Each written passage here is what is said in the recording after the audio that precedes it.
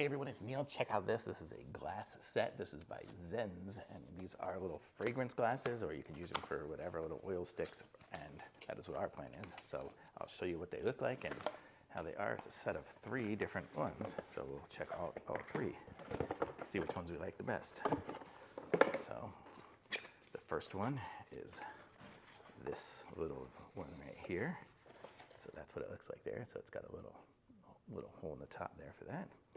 The next size up is this one here, so it's a little bigger. I'll show you them all 3 next to each other in a minute. And then we have the biggest one right there. And so I'll aim you guys down a little. You can see what I'm talking about. Those are them. Our plan is to use them for these little stick lights here that we have. And so they will stick 3 of them in there. So we could put like 1, 2,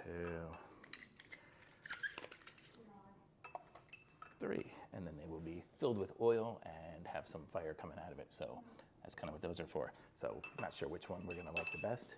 Maybe this middle one might be kind of cool, but we will see as we go. But that's what these little jars are, nice little glass jars. Thumbs up from me on these.